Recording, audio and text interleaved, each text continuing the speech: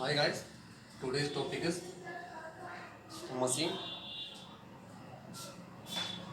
तो मशीन में आप लोगों को आज हमको बताना है what is law of machine. Machine का क्या नियम होता है हमको ये आपको बताना है। What is law of machine, machine का नियम क्या होता है।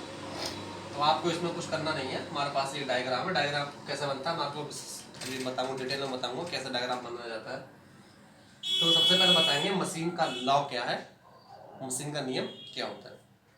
अगर हमारे पास कोई भार उठाने वाली मशीन है, कोई भी मशीन है जो भार उठाती है, उसके अगर हम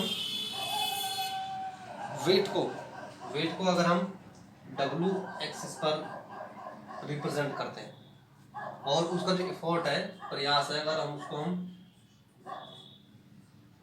वाई एक्सिस पर रिप्रेजेंट किया करते हैं, तो इन दोनों के बीच जो ग्राफ बनेगा उसी ग्राफ को हम बोलते हैं मशीन का नियम, लॉ ऑफ मशीन।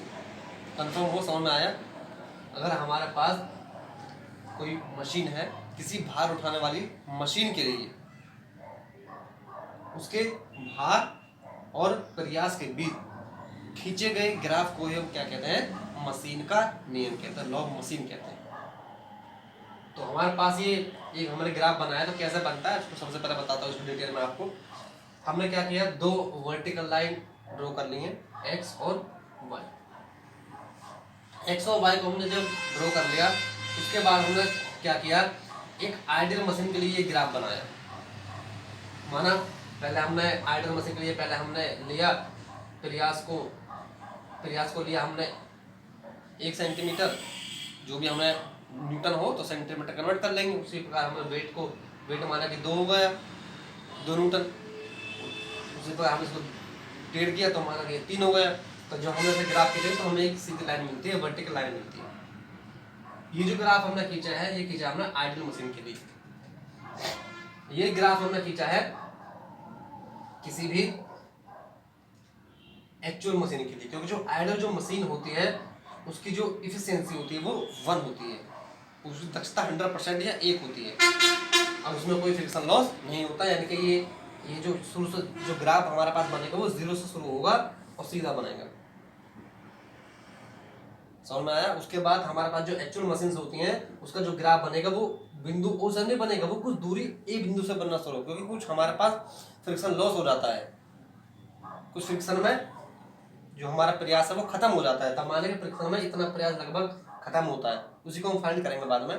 तो उसको हम जो हमारे पास जो ग्राफ खींचेंगे हम वो ओ बिंदु से नहीं खींचेंगे, वो ए बिंदु से खींचेंगे, ए पॉइंट से ड्रॉ करेंगे। क्यों? क्योंकि जो एक्चुअल मशीन होती है उनका जो कुल एफर्ट हम देते हैं वो हमें टोटल नहीं मिलता है, थोड़ा सा कम मिलता है। समझ में आया।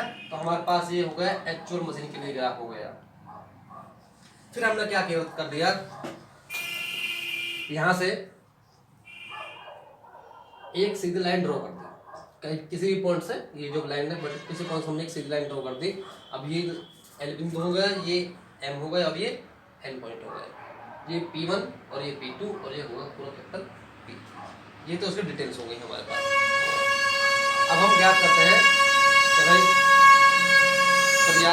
प्रयास को एफर्ट को कैसे फाइंड करते हैं। तो जब हमारे पास जब मशीन का नियम लगाते हैं तो हमारे पास एक सीधी लाइन हमको फाइंड होती है, एक डायरेक्ट इक्वेशन हमको फाइंड होती है। वो इक्वेशन हमको फाइंड होती है ये वाली,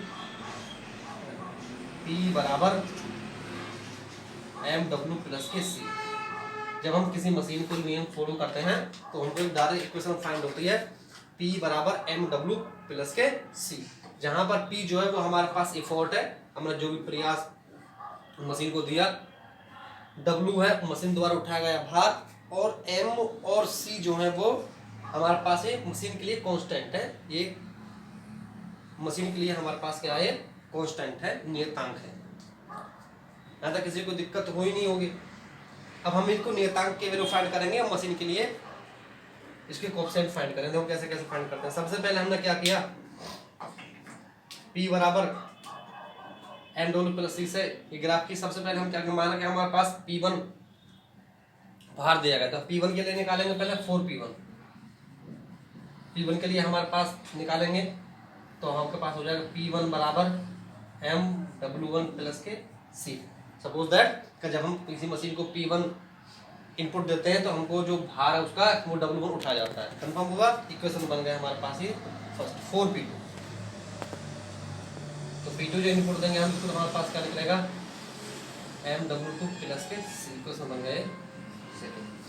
तो हम इससे हम क्या करेंगे, इक्वेशन फर्स्ट और सेकंड से हम क्या करेंगे W के और M के और C के वैल्यूज फाइंड करेंगे। जब हमको इक्वेशन 1 और 2 से M और C का वैल्यू फाइंड हो जाएगा तो हम किसी अदर मशीन के लिए, किसी और प्रयास के लिए हम क्या ज्ञात कर सकते हैं, किसी भी और अन्य प्रयास के लिए, किसी अन्य प्रयास के लिए हम W का मान ज्ञात कर सकते हैं।